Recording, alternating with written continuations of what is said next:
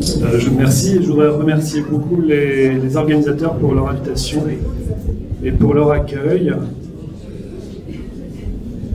On va parler de l'embolie pulmonaire qui est en général un diagnostic assez facile, mais pour lequel, quand on relit des fois des scanners, quand on fait des relectures, des deuxièmes avis, on se rend compte qu'il y a finalement des erreurs.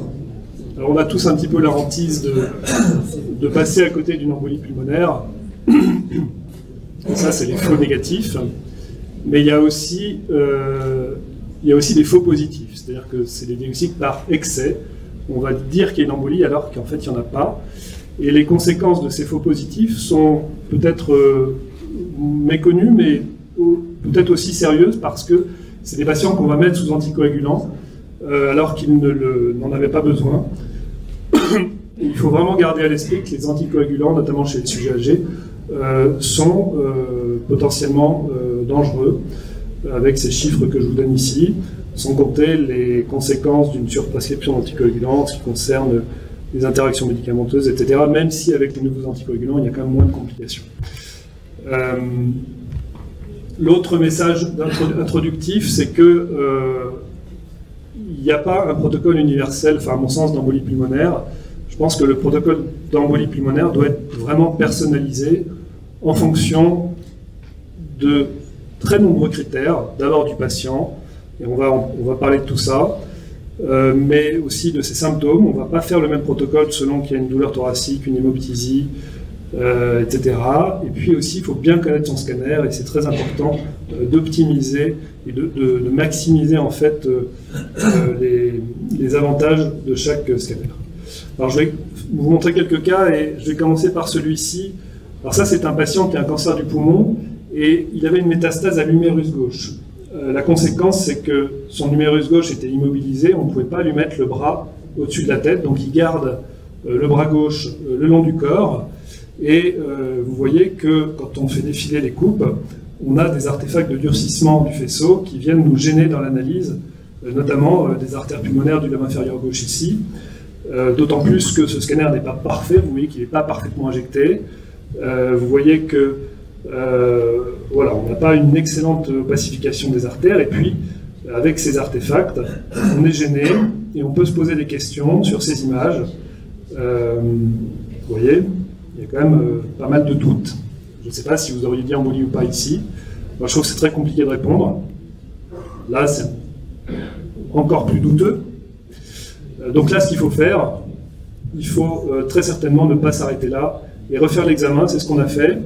Alors, qu'est-ce qu'on a fait? On ne pouvait pas lever le bras gauche, donc il faut dans ce cas-là, d'abord, augmenter le débit d'injection pour qu'il y ait plus de contraste dans les artères pulmonaires, augmenter les constantes également pour diminuer les artefacts de durcissement, diminuer le bruit. Et là, vous voyez que ces images qui étaient un petit peu douteuses, on se rend compte qu'en fait, elles n'existaient pas. En tout cas, celle-ci. Par contre, là, c'était bien une embolie. Et là, il n'y a aucun doute. On lève complètement le doute en maximisant le protocole d'acquisition. Donc le protocole d'acquisition est très important. Encore une fois, dans l'embolie, vous le savez, la phase diagnostique, elle n'est pas difficile, dès lors que la phase technique est réussie. Donc c'est très important de bien réussir l'opacification de vos artères pulmonaires, et donc adapter le débit d'injection, les constantes, à la corpulence de vos patients, ou alors à l'existence de matériaux métalliques, ou alors à l'existence de gènes, comme ce patient précédent. Je vais montrer un cas un petit peu similaire. Là, vous avez un patient qui a une... Alors, non, pardon, il est un peu différent celui-là. Ça, c'est une erreur d'un interne. Cet interne, vous voyez, douleur vasithoracique gauche, crachat hémoptoïque. Cet interne a dit qu'il n'y avait pas d'embolie pulmonaire. Et c'est vrai que quand on regarde à première vue, alors cet examen n'est pas parfaitement bien opacifié, mais on ne voit pas de gros caillots dans les artères pulmonaires. Alors, vous voyez qu'il y a un petit épanchement pleural gauche comme ça qui doit nous alerter un petit peu. Je vous rappelle qu'il y avait une hémoptysie, c'est pas totalement anodin, une hémoptysie. Il y a une douleur basithoracique gauche. Et on va descendre tout en bas, et vous voyez, quand on descend vraiment tout en bas, dans les cul-de-sac, je ne sais pas si vous avez vu passer quelque chose. Il y a une image qui n'est pas normale dans le parenchyme pulmonaire. Alors je vais vous la remontrer. Ça se passe ici. Ça se passe ici. Là, vous avez une image qui est ovoïde, qui est en verre dépoli, cerclée par une condensation. Alors, elle est très difficile à voir parce qu'en fait, elle est vraiment dans le cul-de-sac et on peut tout à fait passer à côté, d'autant plus que dans une embolie pulmonaire, on va se concentrer sur les vaisseaux et moins sur le parenchyme. Mais en fait, c'est cette image qui a permis de se dire, cette image n'est pas normale, ça fait très infarctus pulmonaire. Et dans ce cas-là, qu'est-ce qu'on fait? On va regarder d'autant plus attentivement les artères pulmonaires. Donc, je vous repasse les images que je vous ai passées au début. Et en fait, quand on regarde très attentivement, on se rend compte que ce patient, il a des petits caillots dans les artères pulmonaires qui n'avaient pas été vus initialement. Je vous montre exactement comment ça s'est passé, comment le raisonnement s'est passé. C'est finalement cet infarctus lobaire inférieur gauche qui a permis de redresser un diagnostic d'embolie pulmonaire qui n'avait pas été fait initialement. Alors, on ne trouve pas d'embolie du côté gauche, mais il y en a eu certainement. On retrouve la conséquence, l'infarctus, et on retrouve l'image d'infarctus à gauche et les emboles à droite chez ce patient. Juste un mot sur ces infarctus pulmonaires. Vous savez la sémiologie, je vous montre ici un dossier avec des emboles faciles à voir, et puis c'est un patient jeune, des infarctus tout à fait typiques, ces images triangulaires à base d'implantation pleurale avec des clartés intralésionnelles sont très caractéristiques d'infarctus. Ce qu'il faut savoir sur l'infarctus, c'est que ce ne sont pas des images qui témoignent d'un plus mauvais pronostic, c'est une complication de l'embolie, mais qui ne greffe pas de pronostic. Et leur intérêt n'est pas tellement finalement de les décrire quand on a l'embolie, il faut bien sûr les décrire, d'autant plus qu'il y a une symptomatologie souvent assez spécifique, c'est des patients qui ont des douleurs thoraciques et qui peuvent avoir des hémoptysies. Mais leur intérêt est majeur quand on trouve ces images sur un examen qui n'est pas injecté, par exemple, et là, la sémiologie doit alerter, on doit se dire, c'est potentiellement un infarctus, et là, il faut injecter, il faut aller chercher l'embolie. Donc, voilà, c'est ce que je vous disais, c'est une complication. Le meilleur signe, c'est vraiment cette carte théorique centrale, ces images de clarté, des images triangulaires comme ça. Et ce qui est très important, c'est de savoir les identifier en l'absence de P, parce qu'il va falloir s'acharner à rechercher le P, éventuellement faire un Doppler de l'élément inférieur, voire rencontrer le patient quelques semaines ou quelques mois pour s'assurer qu'il n'y a pas d'embolie pulmonaire. Je vous rappelle ce signe du halo inversé, c'est-à-dire ce verre dépoli central, se voit aussi dans d'autres maladies, des maladies infectieuses, notamment des mycoses invasives, ou encore dans VGR, etc.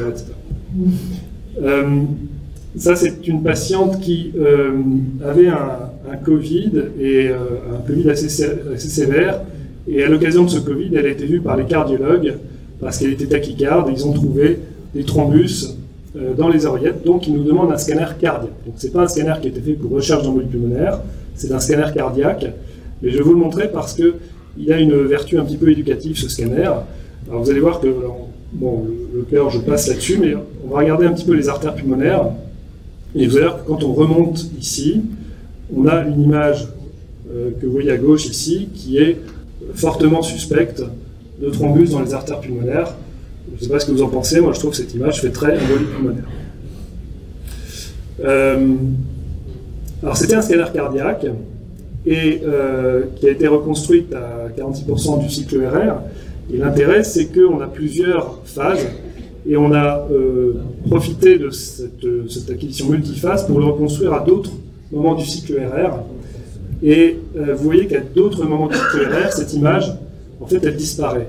Et pourquoi on a cette fausse image qui a été créée? Parce qu'en fait, on avait des artefacts ici, juste liés au mouvement cardiaque transmis au gros vaisseau, et donc transmis à ce lobe supérieur gauche, qui en réalité correspondait à une fausse image. Donc encore une fois, un diagnostic par excès, et ça c'est juste pour vous montrer la démonstration qu'il y a ces fausses images qui sont générées selon les mouvements cardiaques. Donc il faut faire toujours très attention à toutes les images qui sont dans le poumon gauche, et notamment dans le lobe moyen ou le lobe inférieur gauche, qui sont au contact du ventricule gauche. Ça c'est une image fixe. Juste pour vous montrer, voilà, ça c'est tous les dossiers que je vous montre sont quasiment toutes des erreurs qui ont été faites en première lecture. Là, l'interne avait diagnostiqué une embolie pulmonaire là-dessus.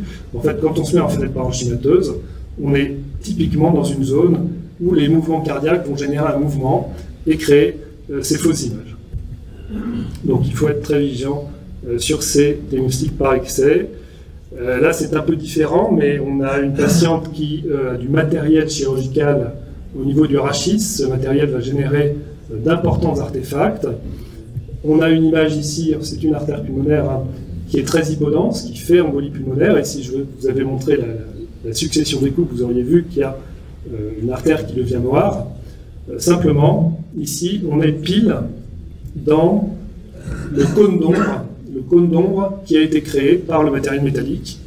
Et il faut être, encore une fois, très, très conscient de ça et très vigilant. C'est une fausse image d'embolie pulmonaire générée par le matériel métallique. Donc, encore une fois, un diagnostic par excès qu'il ne faut pas faire. Si vous faites de la double énergie, là aussi, il faut être prudent sur les cartographies de perfusion.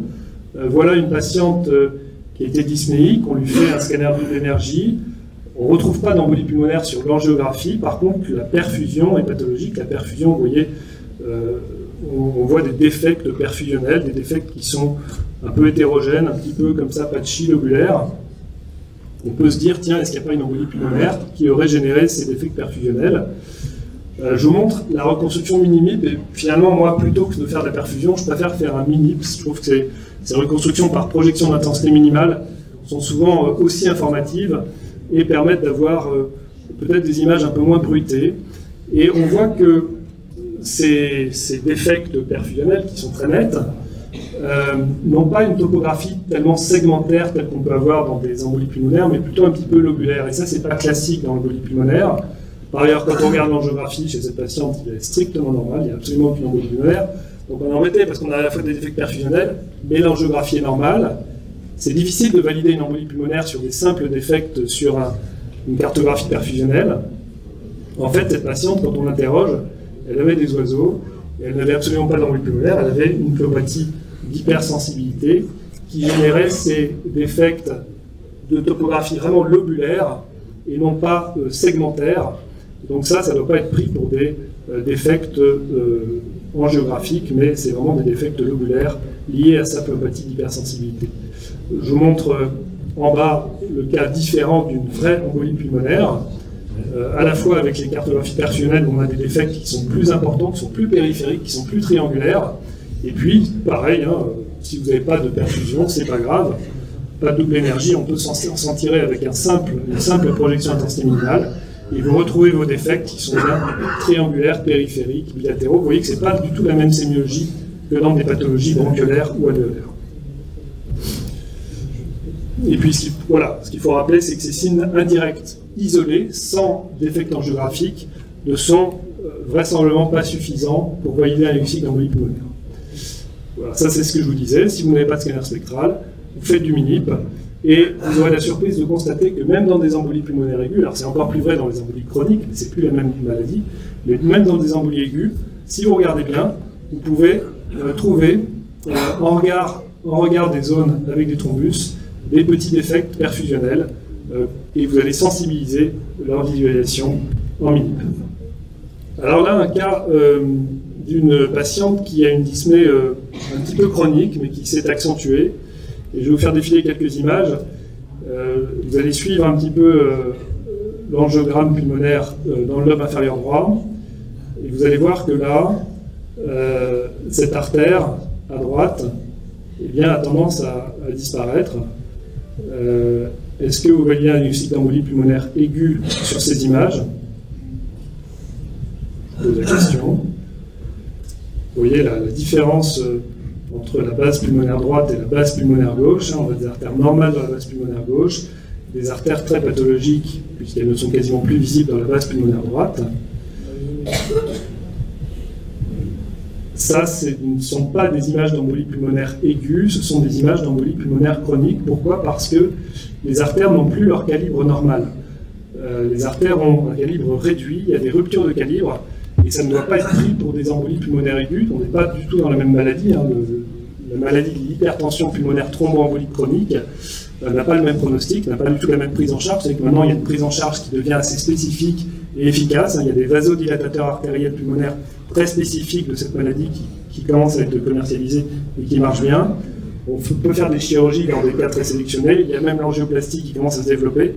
Donc il ne faut pas les dire embolie pulmonaire aiguë parce que l'anticoagulation sera inefficace, en tout cas pas du tout suffisamment efficace. Il faut aller plus loin dans le traitement de ces patients qui ont une maladie de mauvais pronostic sans traitement, mais qui commencent à bien se prendre en charge avec le traitement. Je vous rappelle la sémiologie de ces emboles chroniques. La sémiologie, c'est que les thromboïdes sont marginés, c'est-à-dire que les thromboïdes sont périphériques, sont muraux, et lorsqu'on regarde le raccordement à la paroi, le raccordement se fait en pente douce, et c'est très différent de l'embolie pulmonaire aiguë, où le raccordement à la paroi se fait à angle aigu. Vous voyez, le thrombus aigu, il est cerclé par du polycontraste. Le thrombus chronique, il est adhérent à la paroi et il laisse persister du polycontraste et il s'articule en bande douce avec la paroi. Encore une fois, pour vous montrer un petit peu la différence, dans une embolie pulmonaire aiguë, vous avez tout à fait le droit d'avoir un thrombus qui est totalement occlusif. C'est possible. Mais le calibre du vaisseau n'est pas modifié. C'est-à-dire que votre artère pulmonaire ici, elle est totalement occluse, mais elle conserve son calibre normal. À l'opposé, ça c'est l'image que je vous ai montrée, dans l'embolie pulmonaire chronique, donc dans l'hypertension pulmonaire thromboembolique chronique, le vaisseau est occlus, mais surtout le vaisseau voit son calibre diminuer. Donc cette différence sémiologique, encore une fois j'insiste un peu là-dessus, mais c'est fondamental, il y a beaucoup d'erreurs qui sont faites comme ça. Si on laisse repartir un patient en version généraliste avec un diagnostic d'embolie pulmonaire aiguë traité par anticoagulant, c'est une perte de chance pour lui. Il ne va pas bénéficier d'un traitement optimal de son éventuelle hypertension pulmonaire thromboembolique chronique. Là, c'est une patiente qui a des antécédents de pléopathie chronique ancienne grave dans le poumon droit. Vous voyez qu'il y a une rétraction complète du poumon droit. Elle a un Covid, on suspecte une embolie pulmonaire. Alors, je pense que vous ne tomberez pas dans ce piège ici, d'autant plus que ça a été redressé, mais par un protocole optimal. Et là, tout l'intérêt de ce cas, c'est de vous montrer que ça ne suffit pas d'opacifier l'artère pulmonaire, les artères pulmonaires quand on a une suspicion d'embolie pulmonaire. Si on veut vraiment être efficace et ne pas faire de diagnostic par excès d'embolie pulmonaire, il faut s'assurer d'avoir une bonne opacification également du réseau aortique. C'est ce qui permet d'avoir une recirculation et c'est ce qui permet de ne pas tomber dans ce piège grossier d'une fausse embolie pulmonaire juste liée à une augmentation des résistances d'aval. Encore un exemple ici qui est un peu plus compliqué, où on n'a pas suffisamment opacifié le réseau aortique. Vous voyez, le réseau artério-pulmonaire est très bien opacifié. Alors c'est un patient qui crache du sang, qui a des antécédents de dilatation des bronches, et puis donc hémoptysie, suspicion d'embolie pulmonaire, pourquoi pas. Vous voyez qu'il y a une image de soustraction, une image hypodense dans le réseau artério-pulmonaire, qui fait légitimement poser le diagnostic d'embolie pulmonaire. Simplement, les pneumologues qui prennent en charge ce patient viennent nous voir et nous disent on est quand même embêté, il y a des DDB, il saigne beaucoup, on va le mettre sous anticoagulant parce qu'on nous a dit embolie pulmonaire, mais quand même, est-ce que vous confirmez que c'est bien une embolie pulmonaire? Et c'est vrai que quand on regarde ces images, bon, ça fait embolie pulmonaire, mais regardez, on est quand même dans la zone qui va drainer ce poumon très très pathologique avec des DDB surinfectés. Un patient qui crache du sang, il a toutes les raisons de cracher du sang avec ces DDB surinfectés. Il n'a pas d'infarctus pulmonaire par ailleurs. Donc vous savez que c'est justement quand il y a un infarctus pulmonaire qu'il y a une hémoptysie dans la DDB, dans l'embolie pulmonaire. Donc on peut se poser la question de la véracité de cette embolie pulmonaire. Et là, ce qu'il faut faire certainement chez ce patient, et ce qu'on a fait, c'est refaire l'examen, encore une fois avec un protocole qui permet de pacifier les deux circulations, non seulement la circulation artério-pulmonaire, mais également la circulation aortique. Et cette recirculation nous permet de voir que, alors ce deuxième scanner a été fait quelques jours après, mais il n'y a pas eu d'anticoagulation entre les deux. Donc, a priori, il n'y a pas eu de traitement d'une éventuelle embolie. Et vous voyez qu'on ne voit plus l'embolie pulmonaire. Alors pourquoi? Comment est-ce qu'on peut expliquer ça? On voit par ailleurs d'autres choses qu'on ne voyait pas sur l'acquisition initiale. On voit qu'on a une opacification des artères bronchiques ici dans le médiastin. Je ne sais pas où j'en suis dans le temps. C'est des fils. Donc je vais aller plus vite. En fait, ça c'est une image de fausse embolie pulmonaire par shunt systémico-pulmonaire à contre-courant. Qu'est-ce qui s'est passé? Eh bien, on a le réseau aortique qui n'est pas opacifié, qui donne les artères bronchiques. Et ces artères bronchiques, elles réalisent des shunts avec l'artère pulmonaire, des shunts à contre-courant. Et donc ce sang non opacifié va aller laver en quelque sorte le sang, le point de contraste, et créer des fausses images d'embolie pulmonaire. Je vous fais un petit schéma ici. Ça, c'est la situation normale. Quand on a une destruction pulmonaire, on a une redistribution vasculaire, c'est-à-dire que le flux est redistribué vers les zones les mieux ventilées. Si en plus on a de l'inflammation chronique, on a un hyperdébit systémique, avec des artères bronchiques dilatées, et la réouverture de ces chaînes systémico-pulmonaires.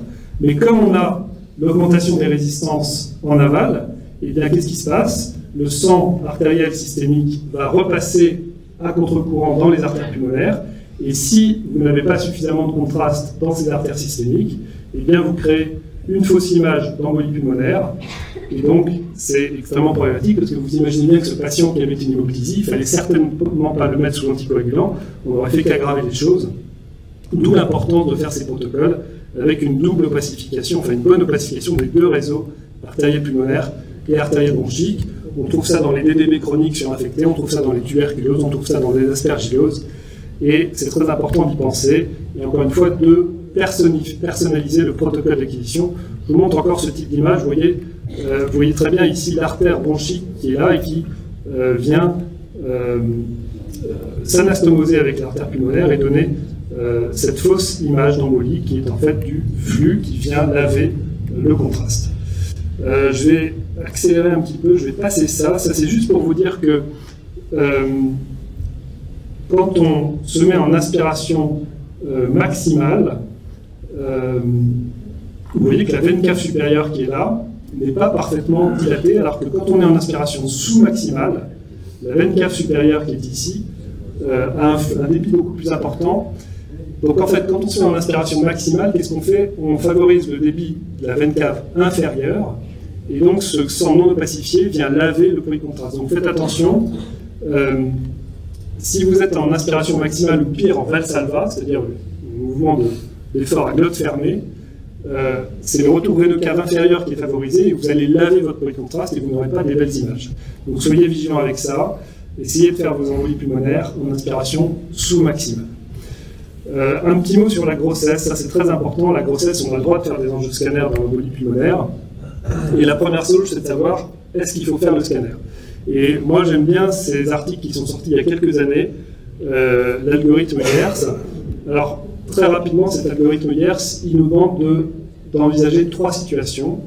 Est-ce qu'il y a des signes de thrombose veineuse profonde? Est-ce qu'il y a une hémoptysie? Et est-ce que l'embolie est le diagnostic le plus probable? Et là, si vous n'avez aucun de ces critères, alors c'est assez rare parce qu'en général, quand on nous demande un scanner, c'est que l'embolie pulmonaire est le diagnostic le plus probable. Admettons que l'embolie pulmonaire ne soit pas le diagnostic le plus probable et que vous avez des dimères inférieurs à 1000, eh bien vous pouvez ne pas faire le scanner et ne pas mettre le patient sur l'anticoagulant. Cette patiente n'a vraisemblablement pas d'embolie pulmonaire. Mais plus intéressant encore, quand vous avez un seul de ces critères, en général c'est celui-ci, c'est-à-dire que le clinicien pense à un embolie pulmonaire, mais il n'y a pas de thrombose veineuse profonde, il n'y a pas d'hémoptysie. Là, vous pouvez utiliser le seuil de 500 pour les dimères, et si vous avez juste ce critère, pas d'hémoptysie, pas de thrombose veineuse, et que les dimères sont inférieures à 500, vous pouvez aussi ne pas faire le scanner, ne pas traiter la patiente. Il est très peu probable qu'elle ait une embolie pulmonaire. C'est un papier qui a été validé sur des milliers de patientes, et c'est assez robuste. Après, si vous faites le scanner parce qu'il y a une indication de scanner, il faut le faire dans des conditions également particulières. Il faut injecter beaucoup. Il n'y a pas de problème d'injection chez les patients enceintes. En général, ils n'ont pas de problème rénal. Donc il faut injecter beaucoup. Pourquoi il faut injecter beaucoup? Parce que le retour veineux cave inférieur est très important chez ces patientes. Et là, le risque de laver avec le flux veineux cave inférieur est très important. Donc il faut injecter beaucoup. Il faut aller contrecarrer un petit peu ce débit cave inférieur. Éviter absolument le valsalva et même l'inspiration profonde. Vous dites aux patients juste de bloquer la respiration sans gonfler les poumons, c'est très important. Sinon, vous favorisez ce retour veineux cave inférieur. Et puis, donc le débit élevé, l'apnée simple, 100 kV, c'est pas la peine de monter à 120 kV. On va limiter l'irradiation. Et puis, un FOV qui est assez réduit, on n'a pas besoin d'avoir tout le thorax. Voilà. Et donc là, voilà une patiente enceinte qui avait une embolie pulmonaire bilatérale. Vous voyez qu'on a parfaitement bien opacifié les deux réseaux, artère pulmonaire et aortique. Le scanner n'est pas fait en inspiration profonde, hein, vous voyez qu'on lui a juste dit de bloquer la respiration. Et là, on maximise vraiment le scanner. Il n'y a rien de plus rageant en fait que d'avoir un scanner fait chez une patiente enceinte qui soit non interprétable et de devoir le refaire. On n'aime pas trop irradier ces patientes, même s'il y a finalement... D'accord. Ok. L'insuffisance cardiaque, une situation où on n'est pas obligé d'injecter tout de suite. On peut déjà se poser la question de faire un scanner sans injection et de regarder, voilà, il y a des signes d'OAP très nets. Et là, on peut discuter avec le clinicien. Il y a des signes qui expliquent la dyspnée. Est-ce que vous pensez vraiment qu'il peut avoir une embolie pulmonaire? Après, quand on injecte, on peut injecter des quantités très réduites. On peut injecter 30 cc, on peut injecter 20 cc. Et donc cette fois, on n'aura pas l'opacification de l'aorte, mais on pourra éventuellement éliminer une embolie pulmonaire associée, ça peut arriver. L'insuffisance rénale, c'est la même chose. Il y a des papiers qui montrent qu'avec 20 cc, on peut tout à fait faire un diagnostic d'embolie pulmonaire, mais là, on n'aura pas l'opacification des deux réseaux aortiques, c'est impossible. Mais ça peut quand même nous sortir d'affaire. Voilà, j'ai terminé. Je voudrais donc insister sur l'importance de personnaliser les protocoles d'acquisition. C'est très important de pacifier les deux circulations dans la majorité des situations, hormis insuffisance cardiaque, insuffisance rénale, on va essayer d'être économe en produit de contraste. Faites très attention au surdiagnostic de P, c'est certainement moins connu que les sous-diagnostics de P, mais ça fait mettre sous anticoagulant des patients qui n'en auraient pas besoin. Les signes indirects de P ne sont pas suffisants, il faut vraiment intensifier la recherche indirecte quand on a par exemple des infarctus pulmonaires. Et puis cette distinction EP aiguë et EP chronique est très importante, je passe là-dessus. Et je vous remonte encore une fois la publicité pour la journée de la CIT. Merci beaucoup. Merci Manuel, c'était très riche, mais ça demande beaucoup de temps. Ça sera dans l'avenir. On prend une question, parce que ce sont limités par le temps. Les organisateurs nous font rappeler que l'inscription aux ateliers est toujours ouverte et qu'on a une modification ce matin. Le symposium sera remplacé par la séance de l'aspergillose chronique qui est éditée pour demain. Voilà. Et on prend une question, s'il vous plaît. Oui, là, c'est tout.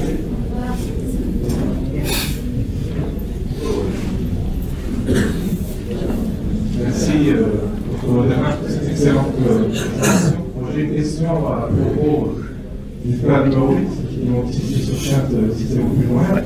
Vous aviez dit qu'il y avait un doute sur une embolie pulmonaire. Pourquoi il fallait attendre 4 jours ou 5 jours pour refaire le scanner? Et qu'est-ce qu'il y a eu en traitement entre les deux scanners? Et pourquoi ne pas utiliser un double scanner haute énergie à ce moment-là ou un scanner spectral? Est-ce que ça aurait été mieux ou... Je vous ai raconté l'histoire telle qu'elle s'est passée, c'est-à-dire que le patient a eu ce premier scanner dans un centre, après il a été transféré dans notre CHU pour la prise en charge de cette hémoptysie, et là les pneumologues nous ont posé la question, et c'est là qu'on a décidé de refaire le scanner. Donc il y a eu un intervalle de 4 jours, mais idéalement c'est vrai qu'il aurait fallu, dans la foulée, immédiatement, faire un scanner avec ce protocole qui opacifie les deux circulations.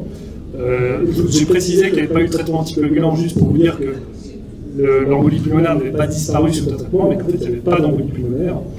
Et la double énergie, alors c'est un débat qu'on a tout le temps, faut-il en faire ou pas? Probablement, peut-être. Ça ne rattrapera jamais une mauvaise injection, à mon sens.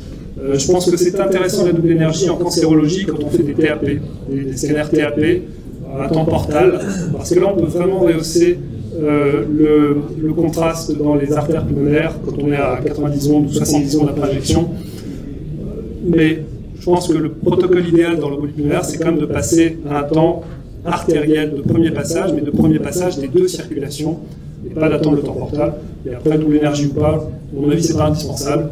On s'embête un peu souvent avec la cartographie de perfusion, et ce qui est important, c'est vraiment l'analyse angiographique, à mon sens. Je voudrais savoir s'il y a des innovations, on va dire, de produits d'injection, pour l'injection des embolies pulmonaires, et puis en matière d'algorithme utilisé ou logiciel qui permettent de ressortir un artériogramme. C'est-à-dire par l'embolie pulmonaire directement sur l'arbre vasculaire si on va pas rechercher dans le scanner. Alors, de ma connaissance, il n'y a pas de nouveau produit de contraste particulier pour opacifier. On peut prendre du 300, 350, ça suffit, c'est pas la peine de prendre du 400. Et quant à votre deuxième question, il y a des algorithmes d'IA qui commencent à être commercialisés pour le diagnostic automatique d'embolie pulmonaire. Moi, je ne les ai pas testés, peut-être que mes collègues les ont testés. Autant je trouve que dans le nul, tout ça, ça peut être très intéressant, autant là, je ne suis pas certain que ça soit vital, c'est très vite fait un accident pulmonaire. Encore une fois, la difficulté n'est pas tellement dans le diagnostic que dans la technique et l'instrumentation, le protocole d'acquisition. C'est ça qui, à mon avis, est essentiel dans le pulmonaire. Le diagnostic, après, normalement, c'est facile en interne. Quelques jours de radio, il sait faire un accident pulmonaire. Dernière, mais bien rapide, s'il vous plaît. Question et réponse, rapide. Bonjour, merci beaucoup. Je voulais avoir votre avis sur le scanner, les images de fusion en scintigraphie et scanner, qui sont aujourd'hui dans les recommandations dans l'ordre pulmonaire aigu, mais également dans les dernières recommandations du pulmonaire post-embolique. Est-ce que vous pensez que c'est pertinent chez les patients difficiles, ou amphithémateux, ou DDD, ou CDD? Merci de la question. Alors, les recommandations, elles sont assez claires à la fois dans l'embolie pulmonaire aiguë et dans l'hypertension. Dans l'embolie pulmonaire aiguë, le premier examen qui est indiqué, c'est le scanner. Il n'y a plus de débat. Il y avait un débat il y a 20 ans, maintenant il n'y a plus de débat. Dans l'hypertension pulmonaire, vous avez raison. Alors il faut faire un cathédrale bien sûr pour prouver l'hypertension. Et quand on a un doute sur une hypertension pulmonaire thromboembolique, le meilleur examen actuellement, c'est la scintigraphie pour chercher. Oui, j'intègre ça, oui, SPECT-CT, bien sûr. SPECT-CT. Le scanner perfusion n'est pas dans ces recommandations. Probablement qu'il y viendra, mais ce n'est pas encore assez standardisé à mon sens. Et j'ai oublié la suite de votre question. C'était tout. Quel est votre avis concernant ces examens chez les patients dont Ah oui. le parenchyme pulmonaire Oui. Alors bien sûr, il faut que le parenchyme soit bien, parce que sinon le mismatch sur ventilation perfusion ne l'aura pas. Et je n'en ai pas beaucoup parlé, mais dans la grossesse, c'est quand même assez intéressant cette scintigraphie, pour la seule raison qu'elle va moins irradier les seins maternels qui sont avec beaucoup de mitose. Et on sait que irradier des cellules en mitose, c'est certainement pas très bon. La prévalence du cancer du sein, c'est 9 sur 8, donc là, il faut être prudent. Le fœtus prend la même chose. Un scanner et une scintigraphie prendront la même chose. Et par contre, les seins maternels vont être beaucoup plus irradiés en scanner qu'en scintigraphie. Donc dans la grossesse, si on peut, si on a le choix, si on est en heure ouvrable, parce que les nucléaires n'ont pas les mêmes horaires que les radiologues, c'est pas mal de faire une scintille, ça va permettre de limiter l'irradiation pour les seins maternels.